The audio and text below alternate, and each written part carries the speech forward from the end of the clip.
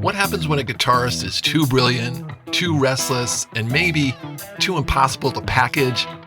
Today, I'm going to be taking a look at a book about one of the greatest guitarists who's ever lived, easily top 5, and why his genius just never turned into massive commercial success like his contemporaries.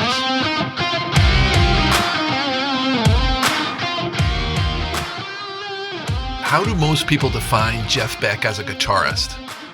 I would say he was brilliant, he was unpredictable, he was otherworldly, and no doubt way ahead of his time.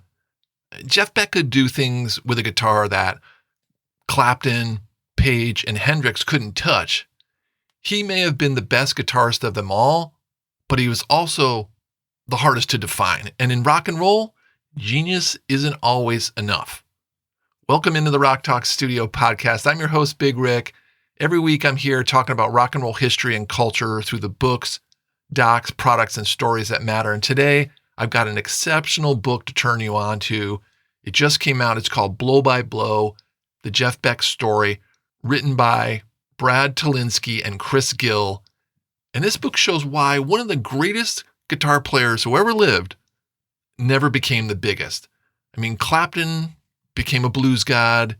Jimmy Page built Led Zeppelin. Jimi Hendrix, he was a revolution. And Jeff Beck became the guitar player other guitar players worshipped. Beck was supposed to play Woodstock, and he backed out. This one decision says so much about his career. He was such a conflicted artist who often stood in his own way, and the book tries to explain the complicated genius of Jeff Beck. And major hype alert on this book, and the reason behind that is the two guys who wrote it, Brad Tolinski and Chris Gill, they bring something to this book that really no one else can. Three things, actually. They both wrote for Guitar World magazine for many years. Tolinski was actually the editor-in-chief for over 20 years. They both spoke to and interviewed Jeff Beck personally. Chris Gill actually spent time at Beck's home in England with him. And they both wrote a great book together, a book called Eruption, Conversations with Eddie Van Halen. These guys know guitar, and they definitely know Jeff Beck, and it shows and comes through in this book. So is this book just for guitar aficionados? Absolutely not. There is a bunch of really cool guitar stuff in here, and I'm going to get into that in a bit, but this book is more of an exploration of a genius searching for a musical identity. Beck could do things with a guitar that no one else could do. His talent was unmatched, but the thing that became clear while reading this book is Jeff Beck never had the same concrete identity as some of his contemporaries. And that, to me, is one of the most interesting parts of this story and how they look at the struggles of Jeff's career and what he always seemed to put himself up against. The book does a really nice job of setting up Beck's early years with the Yardbirds by first walking through kind of the Clapton era and then bringing Jimmy Page into the picture. I really appreciated that because it gives you kind of a full landscape of what was happening at the time. And you get to see that Beck was comparing himself early on and kind of competing with the other players. You see this explosion of guitar players, Clapton, Beck, and Page, all pushing the instrument forward at the same time, and Beck really trying to set himself apart from the sounds that he was hearing at that time. And the book makes the case that a lot of that came down to his personality, the timing of what was happening, and his approach. I mentioned the Woodstock moment where Beck pulled out of playing the festival. Beck just seemed prone to rash decisions. He could be difficult, he could be particular, and those traits seemed to follow him throughout his whole career. It made me think while I was reading this, what would have happened to him if he had played Woodstock? Would the Jeff Beck story look differently today? Obviously, it depends on his set and what he did, but I would say maybe it could have changed and altered his career. Could he have sustained it? I don't know about that.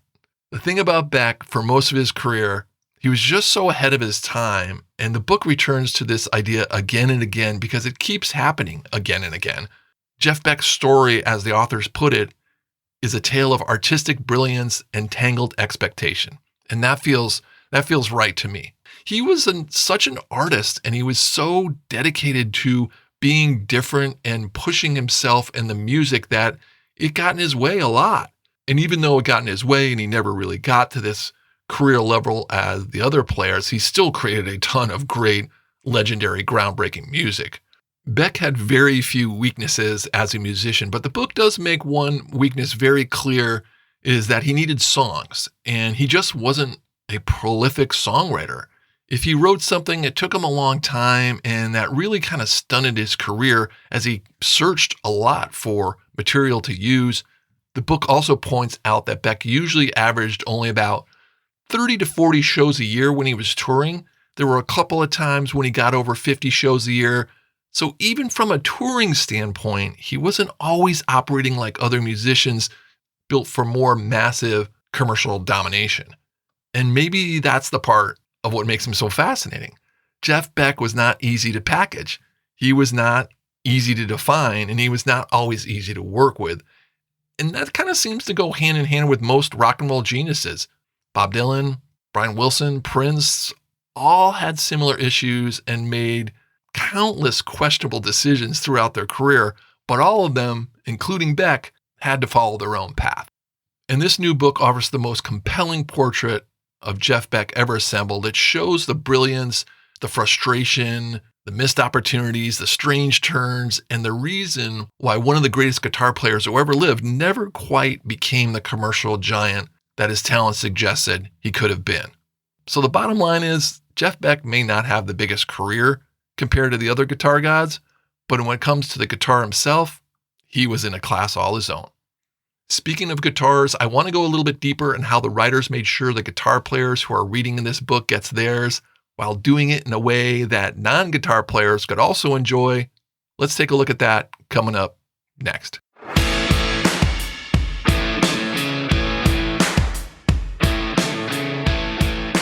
Before we jump into this final segment, I want to let you know that I do a newsletter once a month. It comes out on the last Friday each month, and it kind of expands on this theme that I'm doing here on the podcast. So if you want to know about the latest rock and roll books and the documentaries, the different products and stories that are out there, I'll leave my email address in the show notes.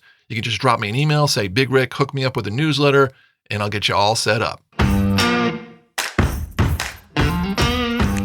Let's step into Jeff Beck's guitar garage. That's how this book ends. It's pretty cool. I really like how they did this. After the epilogue and acknowledgments, the writers put together a really interesting section called Jeff's Guitar Garage that looks at the different guitars he used in his collection. And this is where the guitar fans will get a little technical, but I do have to mention the authors do run down Jeff's rig and guitars in the book. There is talk about what he's playing and what his setup looks like. And at times, it probably will go over the head of someone without a lot of technical guitar knowledge.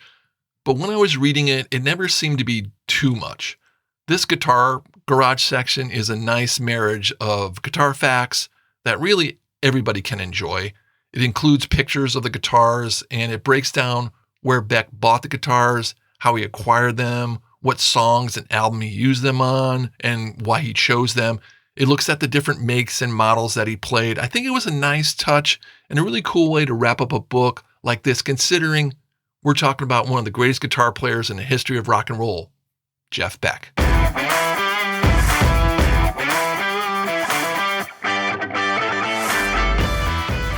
Thanks for tuning in, everybody. Love talking rock and roll with you and turning you on to a great new Jeff Beck book. All right, let's tear it down, pack it up, and head on down the road this week. I'll catch you next time in the Rock Talk Studio.